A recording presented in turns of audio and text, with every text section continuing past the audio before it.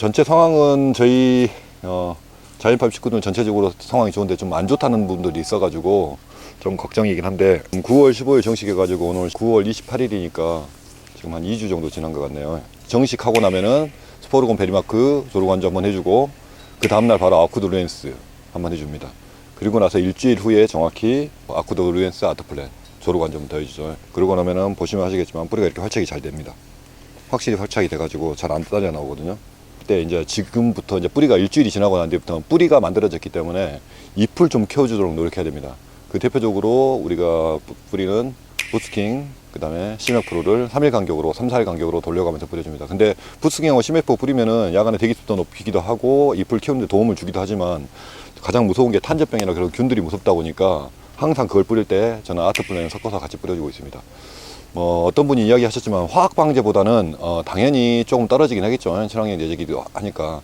근데 문제는 뭐냐면 화학 방제를 하게 되면은 잎을 키워야 될 시기에 억제를 걸어버리는 수가 있습니다. 그러다 보니까 저 같은 경우는 정 안 되면 화학 방제를 하지만 그렇지 않은 이상은 화학 방제를 안 하고 아트플랜으로만 끌고 갑니다. 그러다가 매일매일 나와서 예찰하는 결과 예를 들어서 화학 방제를 안 하면 안 되겠다 그러면은 그때는 2차로 스포르곤 같은 경우 한번 화학 방제를 다 합니다. 이렇게 관리를 해서 잎 옆으로의 크기가 12cm만 넘으면은 속잎을 제외하고 내장 정도만 놔두면 될 것 같습니다. 그리고 잎 까는 부분은 시기도 지금 많이 이야기하시는데 저는 그 전에 말씀드렸던 것 같이 이 시기에는 탄저병이나 그런 게 무섭다 보니까 잎을 한 장 정도, 두 장 정도씩 잘랐습니다.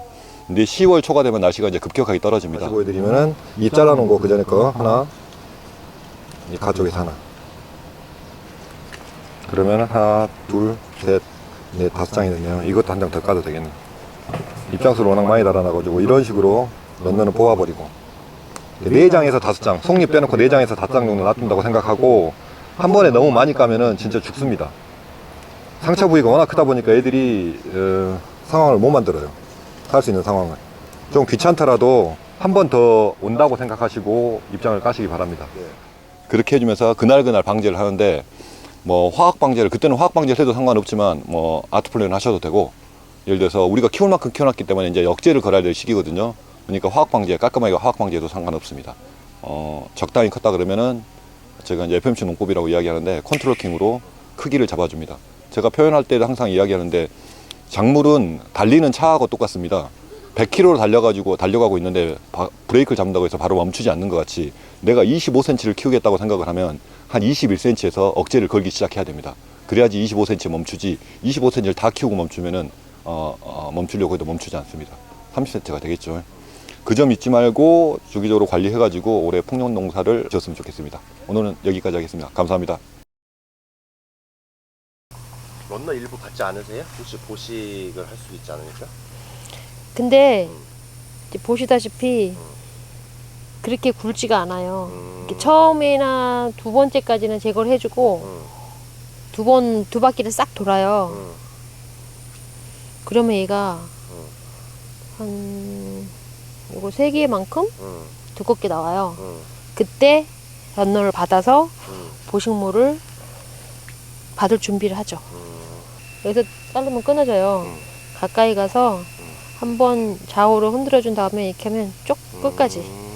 얘네들도 작다고 안 뽑으시는데 얘네들도 한번 이렇게 움직여 준 다음에 끝까지 쭉.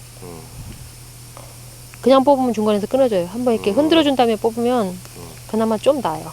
상처 생기면은 병이 옮지 않나요 혹시? 얘가 스스로 자생력이 있어요. 진물이 나와가지고 멈춰주더라고요. 그리고 이게 베드 위에 있는 이런 풀들은 다 제거를 해주셔야 돼요. 가끔 어디서 풀이 날라와가지고. 준비를 다 마친 상황에서 정식을 하게 되면은 물주기를 처음에 좀 많이 줍니다. 예를 들면 하루에 네 번을 준다고 쳤을 때 한동 100m 한동 기준 했을 때 한 400씩 가지고 4번을 줍니다. 근데 정식하고 나서 날씨가 너무 덥다 보니까 저 같은 경우는 하루에 2번 800씩 2번씩 줘가지고 활착을 시키는 일주일 후부터는 정식 물주기를 합니다. 400씩 계속 주면은 물섬이 들어가지고 잘못하면 뿌리가 썩어서 죽습니다. 그러다 보니까 이제 평소에 물주기, 예를 들면 저는 지금 첫 물을 9시에 주거든요. 9시에 100m 긴 동 한동 기준 했을 때 300, 그리고 여기는 좀 짧기 때문에 280, 마지막 동은 더 짧기 때문에 250씩 해가지고 4번 정도 줍니다. 첫 물을 9시, 일출 후에 1시간 반에서 1시간 후, 마지막 물은 4시에 줬습니다. 예를 들어서 일몰 하기 전 2시간 전이나 뭐 2시간 반 전. 그런데 그 다음날 아침에 나왔을 때 흙을 지어가지고 물을 쭉 잡았을 때 물이 뚝뚝 떨어진다. 그러면은 마지막 주는 타임을 좀 30분 정도 당겨줍니다. 3시 30분. 뭐 그래도 좀 물이 좀 떨어진다. 그러면은 3시. 이런 식으로 좀 당겨야 됩니다. 동절기는 아무래도 이제 해가 좀 짧아지다 보니까 그렇게 줄이다 보면 결국에는 심하게 되면은 한 12시 아니면 1시에 또 마지막 물이 끝날 시기가 옵니다. 그렇게 물 관리를 해줘야지 안에 코코피트나 아니면은 그런 것들도 오래 쓸 수 있고 또 뿌리도 훨씬 더 활착을 잘합니다. 물을 계속 많이 줘야 된다고 해가지고 많이 주게 되면은 뿌리는 옆으로 뻗어가지 않고 그냥 입을 벌리고 그냥 받아 먹으려고만 하고 있습니다. 그러다 보면 옆으로 많이 퍼지지 못하거든요. 지금은 뿌리가 그만큼 더 많이 안 내렸기 때문에 좀 마념감이 있다 보니까 이 시기에 너무 많다고 생각되면은 한 50리터 정도 좀 줄여도 상관은 없습니다. 딸기는 물이 많아서 죽지 물이 적어서 죽지는 않거든요.